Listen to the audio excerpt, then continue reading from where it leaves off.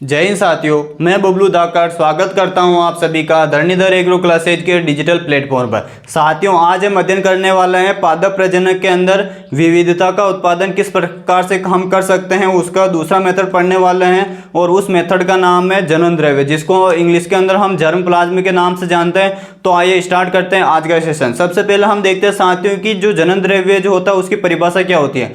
तो सिंपल सी परिभाषा होती है, किसी भी फसल व उसके जंगली प्रारूप में उपस्थित संपूर्ण आनुवांशिक द्रव्य को हम क्या कहते हैं, उस फसल का जनन द्रव्य के नाम से जानते हैं। किसी भी फसल के अंदर जो भी उसका संपूर्ण आनुवांशिक जो भी द्रव्य होगा उस फसल का क्या कहलाता है, वो जनन द्रव्य कहलाता है। अब ये जो जनन द्रव्य जो होता है या फिर जो आनुवांशिक जो द्रव्य होता है टोटल, वो कहाँ पर पाया जाता है वो हम देख लेते हैं, तो ताकि आपको भी ये जो परिभाषा है वो थोड़ी और अच्छे से क्लियर हो जाएगी।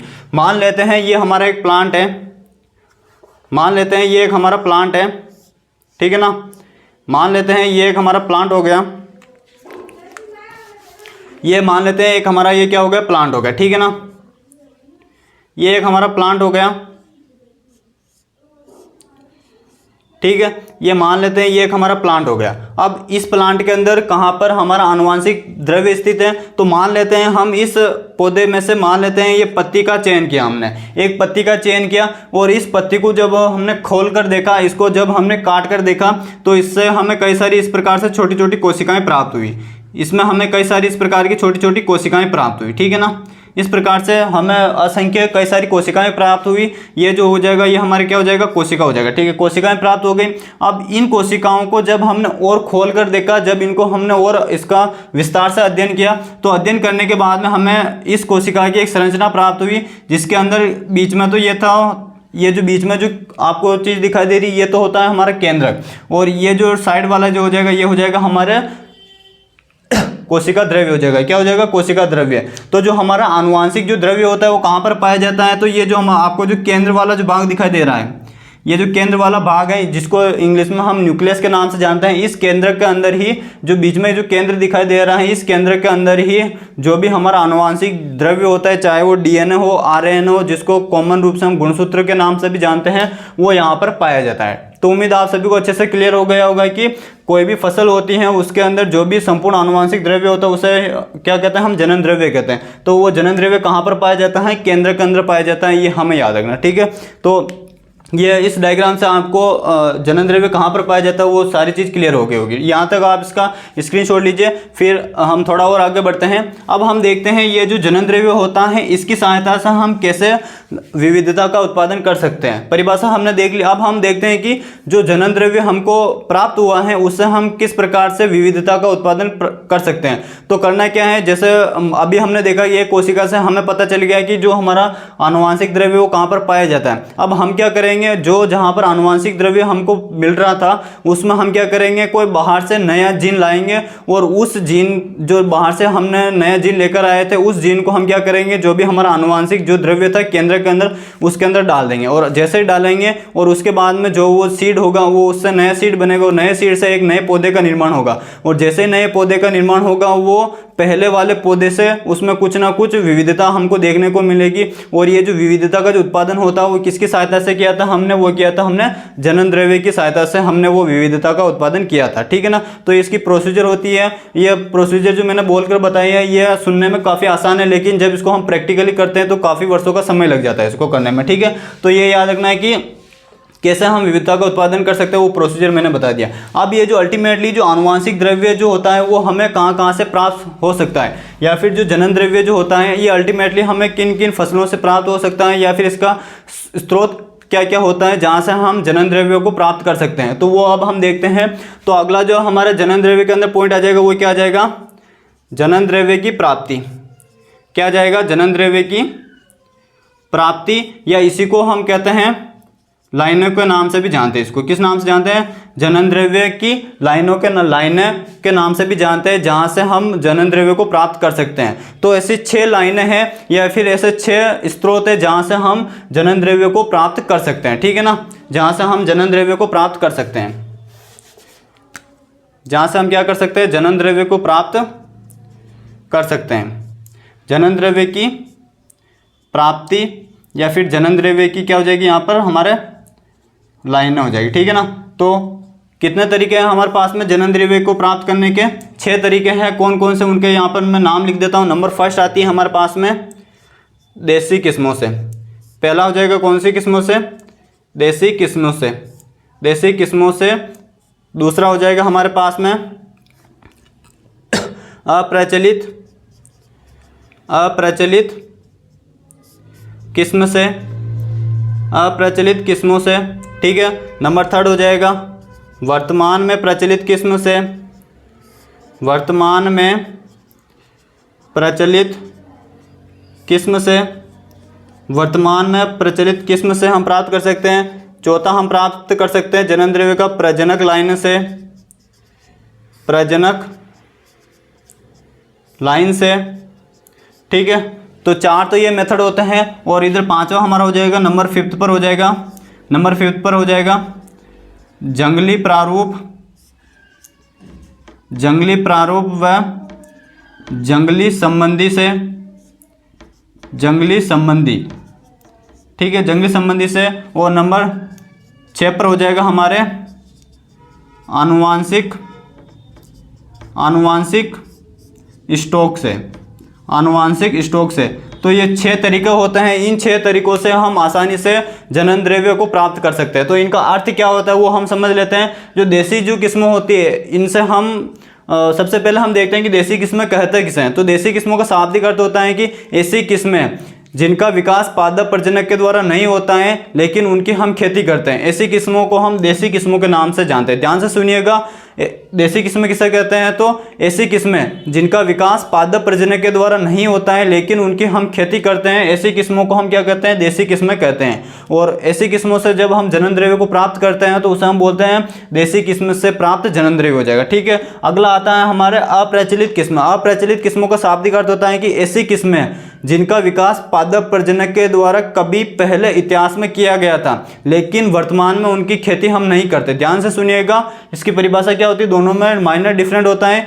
अप्रचलित किस्में किसे कहते हैं? ऐसी किस्में जिनका विकास पादप प्रजनक के द्वारा इतिहास में पहले कभी किया गया था लेकिन वर्तमान में उनकी खेती नहीं की जाती है। उन किस्मों से प्राप्त जनन द्रव्य को हम बोलते हैं अप्रचलित किस्मों से प्राप्त जनन द्रव्य। ठीक है ना। ये जो मैं परिभाषा बता रहा हूँ आप खुद से नोट कर लेना, बाकी आप बुक से देख लेना। ठीक है ना। इनका अर्थ मैं समझा देता हूँ। ठीक है। उसके बाद में नंबर 3 पर आता है वर्तमान में प्रचलित किस्म से प्राप्त जनन द्रव्य। वर्तमान में प्रचलित कौन कौन सी किस्में हो जाएगी? ऐसी किस्में जिनकी वर्तमान में हम खेती करें, जैसे गेहूं की हम खेती करें, चना हो गया, सरसों हो गया, मूंगफली हो गया, सोयाबीन हो गया, कपास हो गया, गन्ना हो गया। ये जितने भी फसलें हैं जिनकी हम खेती कर रहे हैं, अगर उन फसलों से यदि हम जनन द्रव्य निकालते हैं तो उन्हें हम बोलते हैं वर्तमान में प्रचलित किस्मों से प्राप्त जनन द्रव्य। ठीक है। यह कॉमन से डेफिनेशन है, ये आप स्वतः से याद कर लोगे। उसके बाद में आता है प्रजनक लाइनें। प्रजनक लाइनों का शाब्दिक अर्थ होता है कोई भी पादप प्रजनक जो होता है वो रिसर्च का काम कर रहा है किसी इंस्टीट्यूट के अंदर, और वो जब रिसर्च का काम करता है तो उसके दौरान जो पौधे विकसित हो रहे हैं, अगर उन विकसित पौधों से अगर हम जनन द्रव्य को निकाल लेते हैं तो ऐसे जनन द्रव्य को हम बोलते हैं प्रजनक लाइनों से प्राप्त जनन द्रव्य के नाम से हम जानते हैं। ठीक है ना। तो इसका नाम में अर्थ छिपा हुआ है। प्रजनक लाइन का अर्थ होता है कि जो भी हमारा प्रजनक जो अधिकारी होता है वो जब नई किस्में विकसित करता है और उसी किस्म से जब हम नया जर्मप्लाज्म प्राप्त कर लेते हैं तो उसे हम बोलते हैं प्रजनक लाइनों से प्राप्त जनन द्रव्य। ठीक है। उसके बाद में आता है जंगली प्रारूप और जंगली संबंधी से प्राप्त जनन द्रव्य। तो सबसे अब हम देखते हैं कि जंगली प्रारूप किसे कहते हैं। तो जंगली प्रारूप का शाब्दिक अर्थ होता है जिससे फसल की उत्पत्ति हुई है। जैसे उदाहरण के रूप में हम बात करते हैं गेहूं है। अब गेहूं की जो उत्पत्ति है वो किसे कभी ना कभी गेहूं की उत्पत्ति जंगली पौधों से हुई होगी। तो ऐसी फसल जिसकी उत्पत्ति जहाँ से होती है या जिससे हुई है उसे हम बोलते हैं जंगली प्रारूप। और जंगली संबंधी किसे कहते हैं? तो जंगली संबंधी का शाब्दिक अर्थ होता है जब फसल का जैविक विकास होता है उसके दौरान जो उसका पूर्वज जो रहता है उसे हम बोलते हैं जंगली संबंधी के नाम से जानते हैं। जैसे उदाहरण के रूप में बात करें हम मक्का जो होता है उसका जो पूर्वज जो होता है उसे हम बोलते हैं टिओसिनाइट के नाम से जानते हैं। मक्का का जो पूर्वज होता है उसे हम बोलते हैं टिओसिनाइट बोलते हैं। ठीक है। तो टियोसिनासाइड क्या हो जाएगा, मक्का का क्या हो जाएगा, जंगली संबंधी। लेकिन जो मक्का का जो पूर्वज है जिसको हमने नाम दिया था टियोसिनाइट, वो जो टियोसिनाइट है उसकी जो उत्पत्ति हुई होगी उसे हम क्या कहते हैं, जंगली प्रारूप के नाम से जानते हैं। किस नाम से जानते हैं, जंगली प्रारूप के नाम से जानते हैं। तो ये दोनों में माइनर डिफरेंट होता है, ये याद रखिएगा, ठीक है। उसके बाद में नेक्स्ट आता है आनुवांशिक स्टॉक से। आनुवांशिक स्टॉक का शाब्दिक अर्थ होता है कि जब हम किसी सीमित क्षेत्र के अंदर या किसी सीमित एरिया के अंदर या फिर प्रयोगशाला के अंदर जेनेटिकल इंजीनियरिंग की सहायता से अगर नए प्लांट विकसित करते हैं और उन विकसित पौधों से यदि हम जनन द्रव्य को पृथक कर लेते हैं या अलग कर लेते हैं तो उसके दौरान जो जनन द्रव्य हमें प्राप्त होता है और उससे जो भी नए विकसित पौधे होते हैं उसे हम बोलते हैं आनुवांशिक स्टॉक से प्राप्त जनन द्रव्य, ठीक है। तो इसके कुछ एग्जाम्पल याद रखना, एग्जाम्पल काफ़ी इंपॉर्टेंट हो जाएगा, एग्जाम्पल काफ़ी महत्वपूर्ण है। सबसे पहला आ जाएगा इसके अंदर हमारे उत्परिवर्तन लाइन है। कौन सी लाइन हो जाएगा, सबसे पहला आ जाएगा इसके अंदर हमारे उत्परिवर्तन लाइन है, ठीक है, उत्परिवर्तन लाइन हो जाएगा। दूसरा हो जाएगा इसके अंदर हमारे क्रोमोसोमीय विपतन लाइन है, क्रोमोसोमीय विपतन लाइन है। और एक हो जाएगा इसके अंदर आनुवांशिक, या जिसको हम नाम देते हैं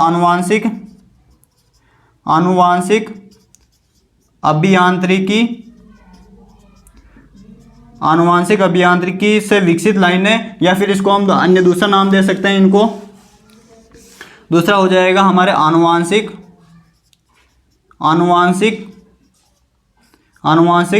चिन्ह लाइन है, ठीक है ना। तो ये तीन याद रखिएगा, इसके अंदर तीनों एग्जाम्पल के तौर पर याद रखिएगा, इंपॉर्टेंट। आनुवांशिक स्टॉक से कहाँ से हम जनन द्रव्य का प्राप्त कर सकते हैं, तो एक तो हो जाएगा उत्परिवर्तन से प्राप्त जो भी वैरायटी होती है वहाँ से हम प्राप्त कर सकते हैं। दूसरा क्रोमोसोमीय विपतन से प्राप्त जो भी वैरायटी होती है वहाँ से प्राप्त कर सकते हैं। और तीसरा हो जाएगा आनुवांशिक चिन्ह लाइन जो भी होती है, जैसे हम बात करें सरसों की एक किस्म होती है पूसा जय किसान, जो जेनेटिकल इंजीनियरिंग से विकसित की गई है, अगर उससे हम नया जर्मप्लाज्म प्राप्त करते हैं तो उसे हम बोलते हैं आनुवांशिक चिन्ह से प्राप्त लाइन हो जाएगी, ठीक है ना। तो इसी के साथ में हमारे जनन द्रव्य और इसका जो भी नॉर्मल इंट्रोडक्शन होता है वो यहाँ पर हमारे कंप्लीट होता है, ठीक है ना। इसका यदि आप स्क्रीनशॉट लेना चाहते हो तो फटाफट से आप इसका स्क्रीनशॉट लीजिए। बाकी अर्थ मैंने समझा दिया है, और इससे जो भी अन्य जानकारी जो भी छोटी मोटी शेष बाकी रह गई होगी वो आप स्वयं बुक से देख लेना, ठीक है ना। फटाफट से इसका स्क्रीनशॉट लीजिए, फिर हम थोड़ा और आगे बढ़ते हैं। अब हम इसके अंदर देखते हैं ये जो जनन द्रव्य होता है इसका वर्गीकरण देखते हैं हम। जनन द्रव्य का वर्गीकरण, इसका जो वर्गीकरण है वो दो प्रकार का होता है, अलग अलग आधार पर इसका वर्गीकरण किया गया है। तो एक तो वर्गीकरण आता है इसका ग्राम्यन के आधार पर, किसके आधार पर, ग्राम्यन के आधार पर। और दूसरा जो वर्गीकरण आता है वो आता है इसके उत्पत्ति के आधार पर, यानी कि ग्राम्यन के आधार पर क्या होगा और उत्पत्ति के आधार पर इसका वर्गीकरण क्या होगा वो हम चर्चा करते हैं। तो अगला जो इसके अंदर हमारा पॉइंट आ जाएगा वो आ जाएगा जनन द्रव्य का वर्गीकरण। जनन द्रव्य का यहाँ पर वर्गीकरण की बात करें तो सबसे पहला ए पर आता है हमारे यहाँ पर, किसके आधार पर, ग्राम्यन के आधार पर। किसके आधार पर साथियों, ग्राम्यन के आधार पर, ठीक है। और दूसरा जो आ जाएगा वो आ जाएगा हमारे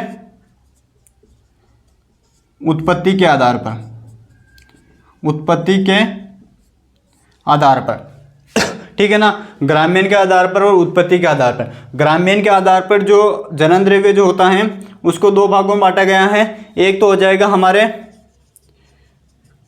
कृष्य जनन द्रव्य, ठीक है ना, एक तो हो जाएगा कृष्य जनन द्रव्य, और दूसरा हो जाएगा हमारे जंगली जनन द्रव्य, ठीक है ना। एक तो हो जाएगा कृष्य जनन द्रव्य और दूसरा हो जाएगा जंगली जनन द्रव्य। कृष्य जनन द्रव्य को हम इंग्लिश के अंदर कल्टीवेटेड जर्मप्लाज्म के नाम से जानते हैं। किस नाम से जानते हैं, कल्टीवेटेड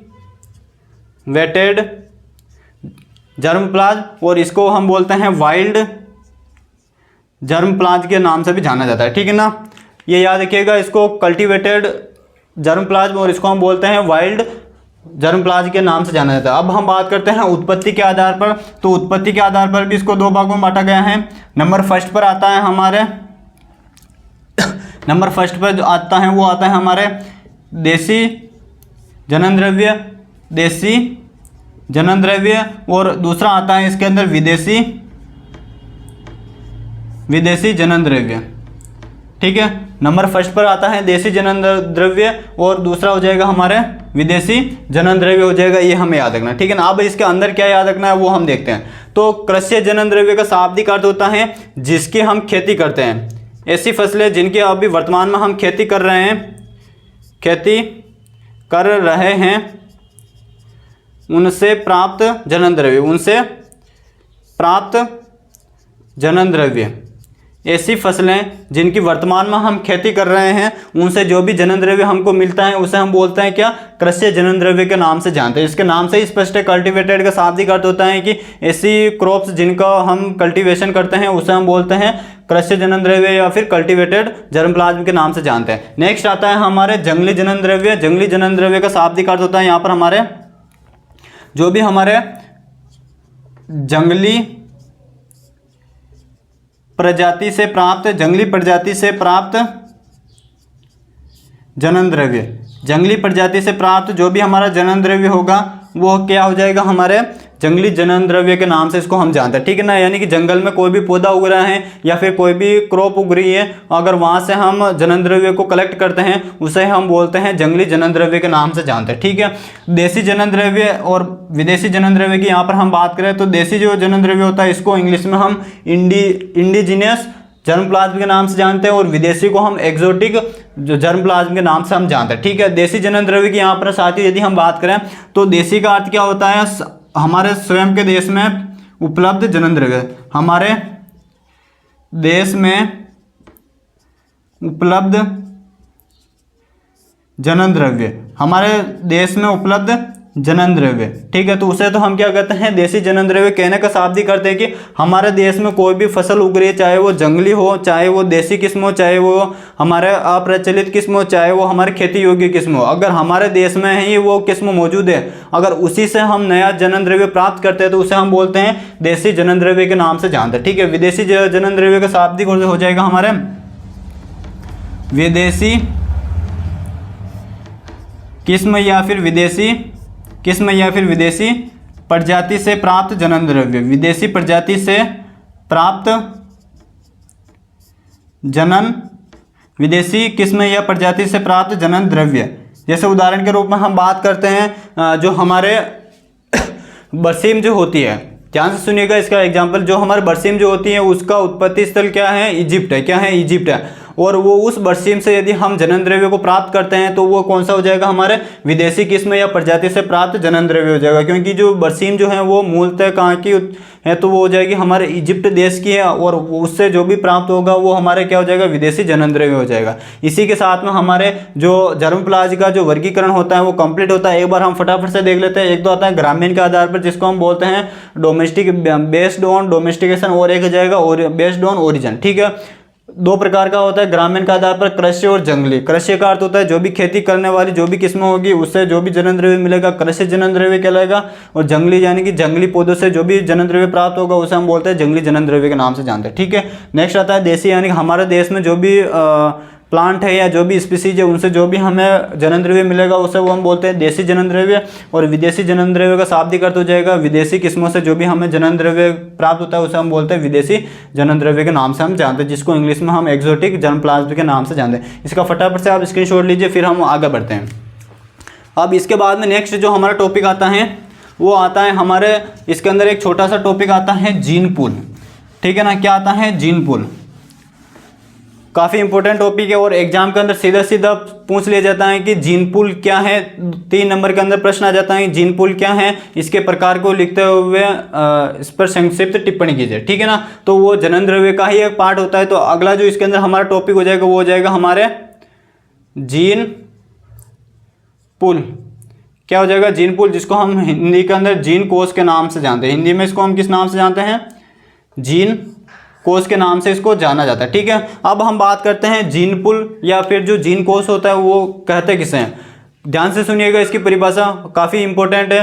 परिभाषा हो जाएगी जो भी हमारे पास में पादप स्पीसीज है या कोई भी उसका जंगली प्रजाति है, अगर उन दोनों के मध्य आपस में संकरण होता है या फिर हो सकता है, उन कोशिकाओं या उन पादप में उपस्थित जो भी जीन होगा और उनके जो विभेद होगा उन्हीं को क्या कहा जाता है, जीन पूल कहते हैं। क्या कहते हैं, जीन पूल कहते हैं। जैसे हम इसकी परिभाषा की लिखित रूप में बात करें तो कोई भी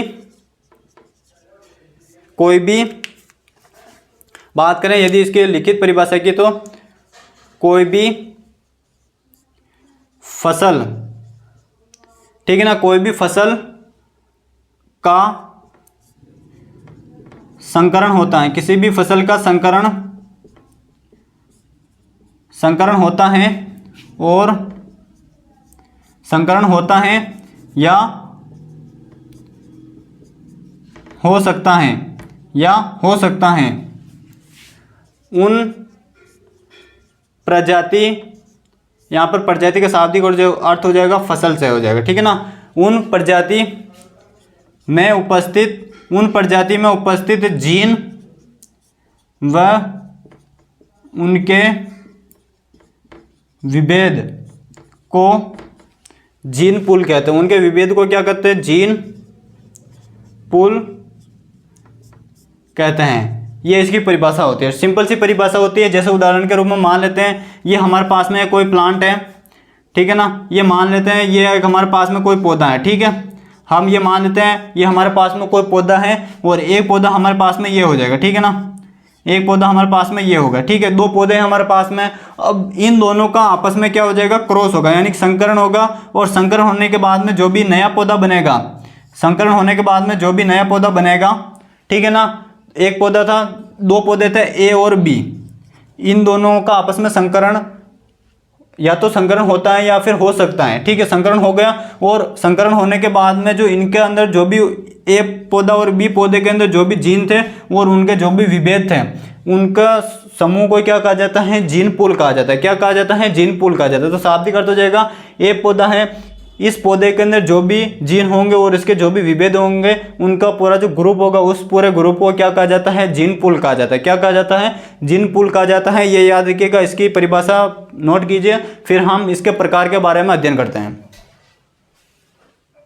तो साथियों अब हम चर्चा करते हैं जीन पूल के प्रकार के बारे में। हम देखते हैं जो जीन पूल जो होता है वो साथियों 3 प्रकार का होता है। कितने प्रकार का होता है? 3 प्रकार का होता है। कौन कौन सा? एक तो होता है प्राथमिक, दूसरा होता है द्वितीयक और तीसरा होता है तृतीयक। तो अगला हो जाएगा हमारे जीन पूल के प्रकार। तो कितने प्रकार का होता है? 3 प्रकार का होता है। एक तो होता है इसके अंदर प्राथमिक, दूसरा होता है इसके अंदर द्वितीयक जीन पूल, और तीसरा जो होता है वो होता है इसके अंदर तृतीयक जीन पूल, ठीक है ना।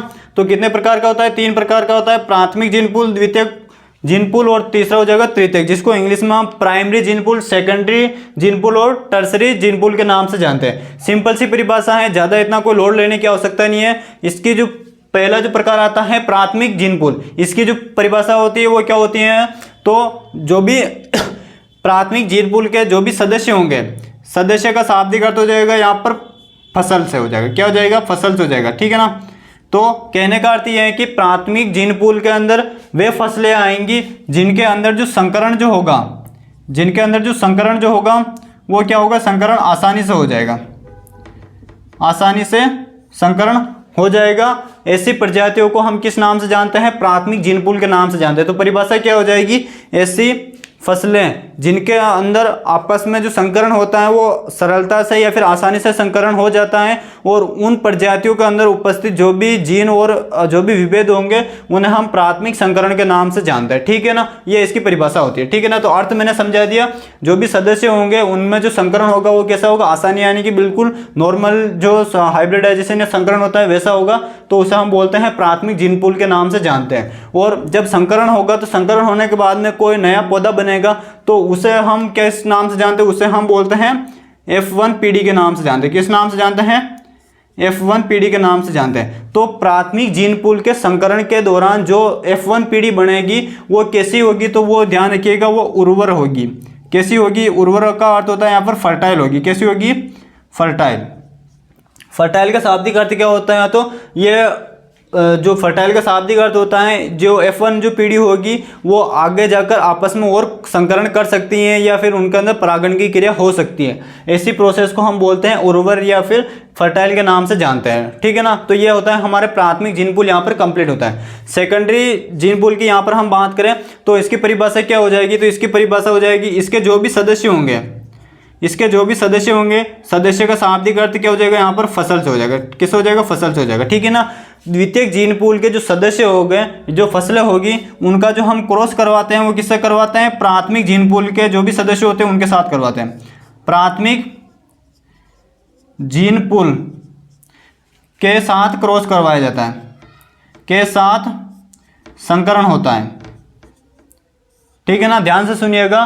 प्राथमिक द्वितीयक जीन पूल के सदस्य किसे द्वितीयक जीन पूल किसे कहते हैं? तो जो भी फसलें होंगी द्वितीयक जीन पूल के अंतर्गत, उनका जो क्रॉस होता है वो प्राथमिक जीन पूल के जो भी सदस्य होते हैं उनके साथ करवाया जाता है। और ये जो संकरण होता है उस संकरण को करवाने में यदि क्या होती हैं? कठिनाइयाँ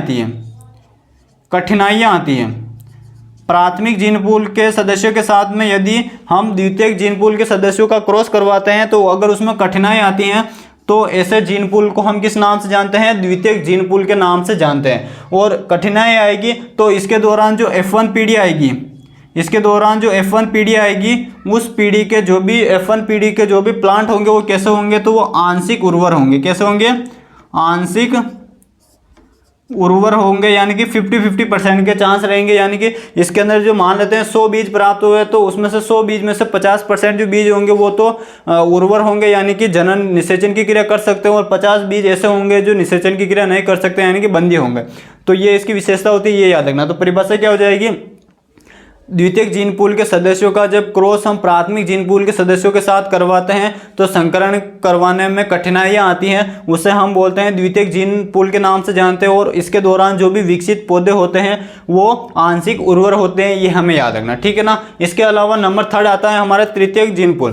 तृतीयक जीन पूल की भी परिभाषा सेम वही हो जाएगी। इसके अंदर जो भी फसलें आएंगी उन फसलों का जो हम क्रॉस करवाते हैं, इनके अंदर जो भी फसलें आएंगी उनका जो हम क्रॉस या संकरण जो करवाते हैं वो प्राथमिक जो जीन पूल होता है, प्राथमिक जीन पूल के सदस्यों के साथ करवाते हैं। प्राथमिक जीन पूल के जो भी हमारे सदस्य फसलें होती हैं, सदस्य का अर्थ हो जाएगा यहाँ पर फसल से हो जाएगा, ठीक है ना। जो भी फसलें होती हैं उनके साथ में करवाया जाता है। लेकिन ये जो क्रॉस होता है उसमें भी क्या आती हैं? कठिनाइयाँ आती हैं। क्या आती हैं?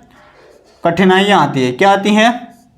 कठिनाइयाँ आती हैं। और कठिनाइयों के बाद में जो F1 पीढ़ी बनेगी, कठिनाइयों के बाद में जो F1 पीढ़ी बनेगी उसके अंदर जो प्लांट होंगे वो कैसे होंगे? तो वो प्लांट हो जाएंगे यहाँ पर हमारे बंध्य होंगे। कैसे होंगे? वो बंध्य, जिसको हम बोलते हैं स्टरलाई के नाम से जानते हैं। किस नाम से जानते हैं? स्टरलाई, यानी कि बंदी होंगे। यानी कि अगर वो पौधे तो बन जाएंगे लेकिन वो आगे निषेचन की क्रिया नहीं कर सकते और उनसे आगे की प्रोसेस यानी कि नए पौधे विकसित नहीं किए जा सकते हैं। वो जो विशेषता होगी वो किसकी होगी? टर्सरी जीन पूल की होगी, ठीक है ना। तो ये हमारा जो जीन पूल जो होता है वो टॉपिक यहाँ पर कंप्लीट होता है। एक बार हम फटाफट से रिविजन कर लेते हैं। जीन पूल किसे कहते हैं? तो कोई भी फसल है उसके अंदर जो भी जीन होते हैं और उनके जो भी विभेद होते हैं उनको हम सम्मिलित रूप से जीन पूल के नाम से जानते हैं। 3 प्रकार के होते हैं, प्राइमरी, सेकेंडरी और टर्सरी। प्राइमरी का शाब्दिक अर्थ होता है जो भी इसके फसलें होंगी, प्रजातियाँ होंगी, उनमें जो आपस में संकरण होगा वो आसानी से हो जाता है और जो F1 पीढ़ी बनेगी वो बिल्कुल उर्वर होगी, यानी कि जनन करने में सक्षम होगी। दूसरा सेकेंडरी जो होता है उसका जो सेकेंडरी जो भी फसलें होती है उनका जब हम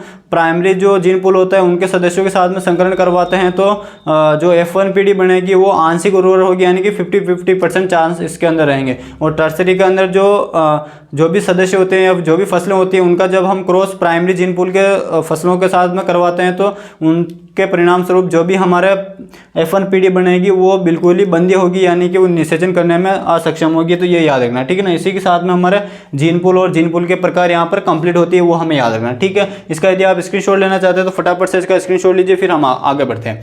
अब हमने देखा कि जीन पूल के बारे में हमने पढ़ लिया और इसके अतिरिक्त हमने स्टार्टिंग में पढ़ा था जर्म प्लाज्म के बारे में। तो जब हमने जर्म प्लाज्म के बारे में पढ़ा था तो हमने देखा था जो जर्म प्लाज्म की जो प्राप्ति होती है वो 6 जगह से हो सकती है। कहाँ से? देसी किस्मों से, अप्रचलित किस्मों से, प्रजनक लाइनों से, वर्तमान में जो भी हम खेती कर रहे हैं उनसे जो भी किस्में प्राप्त होती है उनसे हम जनन द्रव्य प्राप्त कर सकते हैं। 5 पे हमने देखा था जंगली प्रारूप और जंगली संबंधी से प्राप्त हो सकते हो। नंबर 6 पर हमने देखा था विशिष्ट आनुवांशिक स्टॉक से हम आसानी से जनन द्रव्य को प्राप्त कर सकते हैं। अब हमने जनन द्रव्य को प्राप्त तो कर लिया लेकिन उसका संग्रहण करना आवश्यक होता है या फिर उसका संरक्षण करना आवश्यक होता है। तो संरक्षण हम किस प्रकार से कर सकते हैं? तो उसके लिए 2 विधियां आती हैं, उन विधियों के बारे में हमको याद रखना है, ठीक है ना। तो जनन द्रव्य का अब हम देखते हैं संरक्षण। जनन द्रव्य का संरक्षण, जनन द्रव्य का संरक्षण। यहाँ पर हम बात करें जनन द्रव्य का संरक्षण, तो जनन द्रव्य का संरक्षण का शाब्दिक अर्थ होता है कि ऐसे जनन द्रव्य को एक ऐसे स्थान पर रखना जहाँ पर उसके नष्ट होने की जो संभावना होती है वो बहुत ही कम हो जाए, ऐसे स्थान को हम बोलते हैं जनन द्रव्य संरक्षण के नाम से उसको हम जानते हैं। तो जनन द्रव्य का जो संरक्षण होता है वो हम दो तरह से कर सकते हैं। जनन द्रव्य संरक्षण को करने की कितनी दो विधियाँ हैं। नंबर फर्स्ट आ जाएगी हमारे इन सिटू कंजर्वेशन, इन सिटू कंजर्वेशन जिसको हम बोलते हैं हिंदी में स्वस्थानीय संरक्षण, स्वस्थानीय संरक्षण, ठीक है। और दूसरा जो इसका अंदर प्रकार आता है वो आता है ex situ conservation, ex situ conservation, ठीक है ना। और जिसको हम हिंदी में बोलते हैं बाह्य स्थानीय, जिसको हम हिंदी में बाह्य स्थानीय संरक्षण के नाम से जानते हैं। किस नाम से जानते हैं? बाह्य स्थानीय संरक्षण के नाम से इसको जाना जाता है। तो इनका अर्थ क्या होता है वो हम समझ लेते हैं। इन सिटू का शाब्दिक अर्थ होता है जहां से हमने जनन द्रव्य को प्राप्त किया था उसी जगह पर जनन द्रव्य का संरक्षण करना क्या कहलाता है? इन सिटू कंजर्वेशन या फिर स्वस्थानीय संरक्षण के नाम से इसको हम जानते हैं, ठीक है ना। जैसे उदाहरण के रूप में बात करें, मान लेते हैं ये हमारा कोई खेत है, मान लेते हैं ये कोई हमारा खेत है, इसके अंदर हमने गेहूं के पौधे लगा रखे हैं, ठीक है ना, गेहूं के पौधे लगा रखे हैं, ठीक है। अब गेहूं के पौधे ये जो है इनसे हमने जो भी जनन द्रव्य को प्राप्त किया था उनका हमको कंजर्वेशन करना है। तो हमने जहाँ पर गेहूं की खेती की थी उसी जगह पर हम क्या करें, अगर जो जनन द्रव्य हमको प्राप्त हुआ था उसी से निर्मित पौधे होंगे उनको हम मल्टीपल टाइम पर समय समय पर उगाते रहेंगे तो वो क्या हो जाएगा, जनन द्रव्य का संरक्षण हो जाएगा। और अगर हम उसी जगह पर उगाए हैं तो उसे हम क्या कहते हैं? इन सिटू कंजर्वेशन के नाम से जानते हैं। तो इसका शाब्दिक अर्थ क्या हो जाएगा? इन सिटू कंजर्वेशन का अर्थ हो जाएगा जहां पर है वहीं पर उगाना, जहां पर है वहीं पर उगाना या फिर उसका संरक्षण करना क्या कहलाता है? इन सिटू कंजर्वेशन के नाम से उसको जानते हैं। जैसे उदाहरण के रूप में हम बात करें क्या कर सकते हैं इसके लिए, तो इसके लिए हम कर सकते हैं कोई भी जैसे हम बात करें इसके लिए हम कर सकते हैं जीन सेंचुरी बना सकते हैं, एक बना सकते हैं जीन सेंचुरी बना सकते हैं जिसके अंदर एक ऐसा क्षेत्र हम घोषित कर दें जहाँ पर किसी भी वन्य जीव या फिर हम बात करें कोई भी मानव प्रजाति का वहाँ पर जाना निषेध कर दें या फिर प्रतिबंध लगा देते हैं और वहीं पर अगर हम उसकी फिर कल्टीवेशन करने लग जाते हैं तो उसे हम बोलते हैं जीन सेंचुरी के नाम से जानते हैं। और जब जीन सेंचुरी के अंदर हम जर्म प्लाज्म का संरक्षण करते हैं तो उसे हम बोलते हैं इन सिटू कंजर्वेशन के नाम से हम जानते हैं, ठीक है ना। ये याद रखना इंपॉर्टेंट है। जीन सेंचुरी किसे कहते हैं? तो इसका सबसे अच्छा एग्जाम्पल हो जाएगा इन सिटू को आपने अगर राष्ट्रीय उद्यान या फिर जिसको हम नेशनल पार्क के नाम से जानते हैं उसका नाम सुना होगा। तो नेशनल पार्क में क्या किया जाता है, जो भी हमारे पास में वन होते हैं या फिर जो भी वन के अंदर उगने वाले जो भी पेड़ पौधे होते हैं या फिर जो भी जंगली जानवर होते हैं या फिर छोटी छोटी जो भी घास प्रजातियां जो होती हैं उनका हम उसी स्थान पर हम संरक्षण करते हैं, उसे हम बोलते हैं इन सिटू कंजर्वेशन के नाम से जानते हैं। जैसे रणथंभौर का नाम सुना होगा आपने, रणथंभौर नेशनल पार्क। वो जो रणथंभौर नेशनल पार्क है वो बहुत बड़ा नेशनल पार्क है जिसके अंदर हम कई सारे जंगली प्रजातियों का भी संरक्षण करते हैं, कई सारे वन्य जीवों का भी संरक्षण करते हैं और कई सारे वहाँ पर छोटे मोटे जो भी पेड़ पौधे घासें होते हैं उनका भी वहाँ पर संरक्षण किया जाता है। तो जहाँ पर वो पाए जाते हैं वहीं पर उनका संरक्षण करना क्या कहलाता है? इन सिटू कंजर्वेशन के नाम से जानते हैं। तो एक एग्जाम्पल याद रखना, यहाँ पर जीन सेंचुरी हो जाएगा, इसके अतिरिक्त अभ्यारण्य हो जाएगा, इसके अतिरिक्त हम बात करें जैवमंडल आरक्षित क्षेत्र हो जाएगा, इसके अतिरिक्त हमारे नेशनल पार्क हो जाएगा जिसको हम राष्ट्रीय उद्यान के नाम से जानते हैं। ये सब के सब किसका उदाहरण हो जाएगा? इन सिटू कंजर्वेशन के एग्जाम्पल हो जाएगा। लेकिन आपके बुक के अंदर केवल जीन सेंचुरी दे रखा तो आप केवल यही याद रखना, ठीक है। उसके बाद में नेक्स्ट आता है हमारे ex situ conservation. Ex situ conservation का अर्थ होता है बाहर ले जाकर या फिर अन्य स्थान पर उसका संरक्षण करना, अन्य स्थान पर क्या करना? कंजर्वेशन करना या फिर संरक्षण करना क्या कहलाता है? एक्स सिटू कंजर्वेशन कहलाता है। जैसे उदाहरण के रूप में बात करें, मान लेते हैं कोई भी एक डिस्ट्रिक्ट ले लेते हैं, जैसे चित्तौड़गढ़ ले लेते हैं, ठीक है ना। चित्तौड़गढ़ में मान लेते हैं गेहूं के हमने जर्म प्लाज्म को इकट्ठा किया वहाँ से।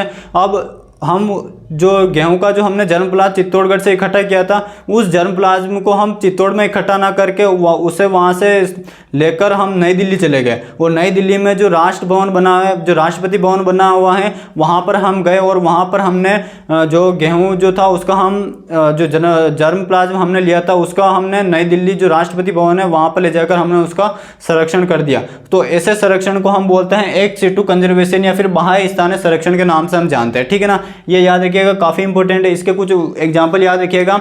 एक्स सिटू का जो एग्जाम्पल होता है वो हम किस किस रूप में कर सकते हैं, तो एक तो हम करते हैं सीड बैंक के रूप में, यहाँ पर नॉर्मली याद रखिएगा बैंक के रूप में, किसके रूप में याद रखिएगा, बैंक के रूप में। तो अब बैंक किस किस का हो सकता है, तो एक तो हो सकता है हमारे सीड का हो सकता है, एक हो सकता है सेल एंड ऑर्गन का हो सकता है, ठीक है, और इसके अतिरिक्त और किसका हो सकता है, तो इसके अतिरिक्त हो सकता है सूट टिप का बैंक हो सकता है। ठीक है, सूट टिप का बैंक हो सकता है। इसके अतिरिक्त एक हो जाएगा हमारे डीएनए बैंक,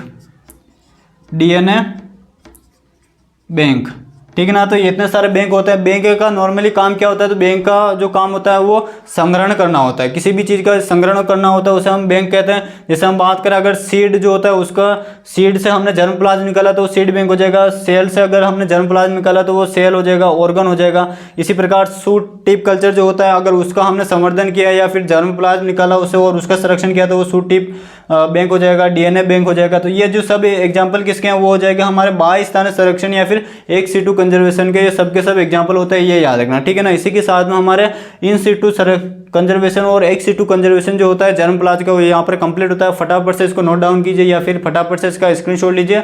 फिर हम थोड़ा और आगे बढ़ते हैं। जो जनन द्रव्य संरक्षण जो होता है उसके लिए कुछ इंस्टीट्यूट आते हैं, उस इंस्टीट्यूट के बारे में हम देख लेते हैं। उसके बाद में हमारा जनन द्रव्य जो टॉपिक होगा वो कंप्लीट हो जाएगा। ठीक है ना। अब ये तो हमने देखा जनन द्रव्य का जो संरक्षण होता है वो हम दो तरह से कर सकते हैं, एक तो हम करते हैं इन सिटू और दूसरा हम कर सकते हैं एक्स सिटू के माध्यम से। ठीक है, लेकिन यदि हम भारतवर्ष की बात करें, भारतवर्ष में एक ऐसी संस्था है जो क्या करती है, पादप से संबंधित जनन द्रव्य का संरक्षण करने का काम करती है, तो उसका नाम इंपॉर्टेंट है। तो जनन द्रव्य का संरक्षण करने के लिए एक संस्था आती है, संस्था जिसका नाम होता है, शॉर्ट में बता रहा हूं आपको, national bureau of plant genetic resource. इसको यदि हम बात करें इसका फुल फॉर्म क्या होता है, तो इसका पूरा नाम होता है नेशनल ब्यूरो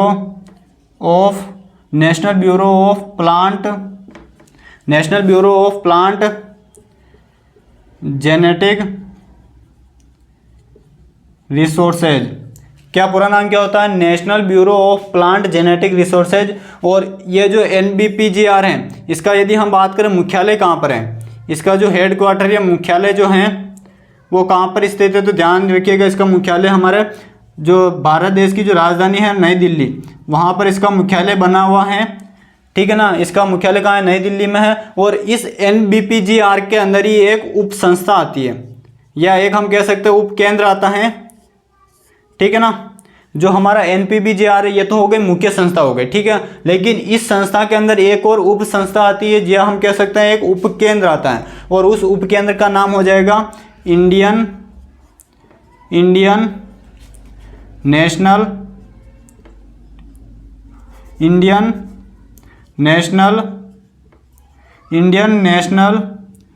जीन बैंक।